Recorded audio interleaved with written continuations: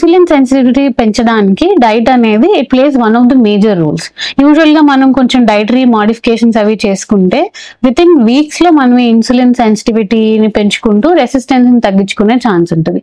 దీనికి కొన్ని టిప్స్ అనేది మనం ఫాలో అవ్వాలి. యూజువల్ గా మనం తీసుకునే సింపుల్ కార్బోహైడ్రేట్స్ అంటే రైస్ కానీ మిల్క్ బ్రెడ్ కానీ ఇలాంటివి బదులు మనం కొంచెం కాంప్లెక్స్ కార్బోహైడ్రేట్స్ అంటే మిల్లెట్స్ కానీ హోల్ వీట్ కానీ లేదా రాగి ఇలాంటివి తీసుకోవడం వల్ల గ్లూకోజ్ అనేది షుగర్స్ అనేవి స్లోగా బాడీలో రిలీజ్ అయ్యి మనకి ఇన్సులిన్ స్పైక్ అంతా అవ్వకుండా ఉంటుంది. ఎప్పుడైతే మనం normal white rice milk bread ఇలాంటివి తీసుకుంటే ఏమవుతుందంటే గ్లూకోజ్ స్పైక్స్ అంటే బాడీలో మనం అవి తీసుకున్న తర్వాత షుగర్ రిలీజ్ అయ్యే స్పైక్ అనేది చాలా ఎక్కువగా వచ్చి ఎక్కువ ఇన్సులిన్ అవసరం పడుతుంది. వీటిని మనం కనుక ఈ మిల్లెట్స్ తో గానీ రాగితో గానీ ఇలాంటి వాటితో రీప్లేస్ చేయగలిగితే ఆ గ్లూకోజ్ స్పైక్స్ తగ్గించి ఇన్సులిన్ అవసరాన్ని తగ్గించగలుగుతాం.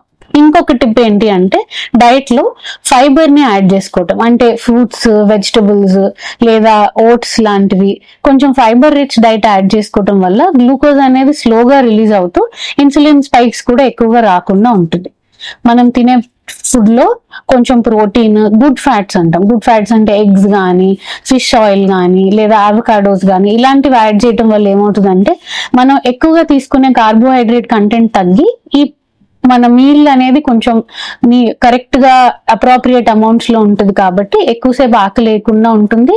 నెక్స్ట్ మన స్టమక్ ఫిల్లింగ్ గా అనిపిస్తుంది. తర్వాత కొంచెం ఆల్కహాల్ కన్సంప్షన్ ఉన్న వాళ్ళని అది కొంచెం తగ్గించుకొని స్మోకింగ్ అవాయిడ్ చేసి కొంచెం వాటర్ ఇంటేక్ అది బాగా పెంచితే కనుక ఇలాంటి చిన్న చిన్న చేంజెస్ తోటి ఈ డైటరీ మోడిఫికేషన్స్ చేసుకుంటే ఇన్సులిన్ సెన్సిటివిటీని పెంచుకోవచ్చు.